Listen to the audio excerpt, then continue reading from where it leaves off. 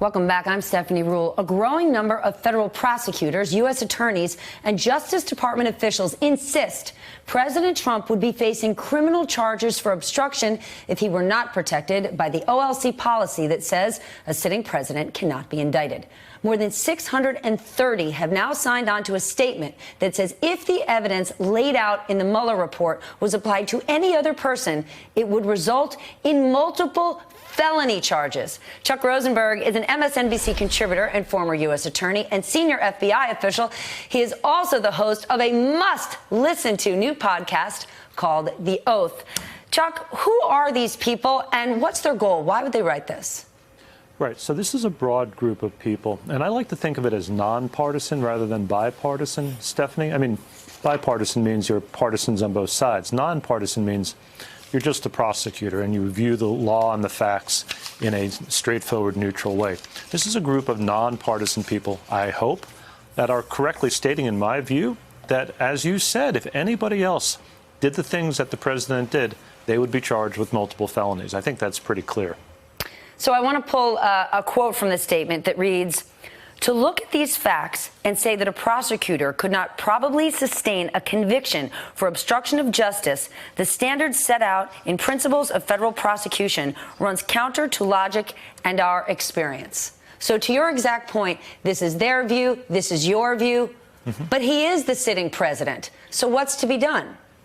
Right. So as sitting president, policy says you cannot be charged. But remember, every sitting president becomes a former president, and these facts are not going to change. If anything, Mr. Trump seems to contribute evidence to this investigation with every passing week. So should another administration take a different view of the policy, or should the president, no longer be president, right, which is going to happen at some point, I imagine charges could be brought. Look, I think these prosecutors have it right. I was a federal prosecutor for a long time and brought a number of obstruction of justice charges, many on far less evidence than you find in Volume 2 of the Mueller report. Help me understand this around the idea of congressional oversight, because now the president will not comply with any of the subpoenas. He's completely stonewalling them. Is that an effective strategy? I mean, we know he's trying to run out the clock, and that works. How do Democrats who want this information resolve any of this? Right. So you put your finger right on it. If the strategy is to run out the clock, then contesting and litigating every single matter is going to inure to the president's benefit. Look, traditionally, Stephanie, this has been done through accommodation. Historically, White Houses and Congresses, quarrel, squabble over what to produce and who to produce and how to produce it and when to produce it, and you reach agreement through accommodation. This White House does not seem inclined to accommodation. If they want to litigate everything, the clock is going to run. It's going to take a while. There's several layers of federal courts that you have to get through before you have finally adjudicated the question, and that's a problem. Help me understand the argument that the White House does not want Don McGahn to comply. How does this work? The White House allowed Don McGahn to not only speak to Robert Mueller, he spent countless hours, gave notes, gave documents. Now that we're months and months after that, we've seen the Mueller report. We know what a key participant, his name is in that report over 100 times.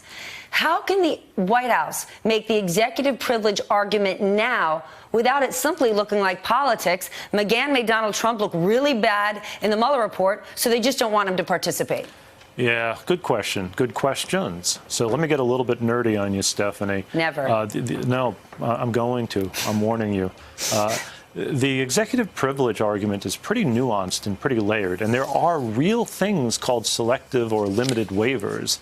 And so what the administration will do is argue that because we only disclosed within the executive branch, we haven't disclosed more broadly and we haven't waived it.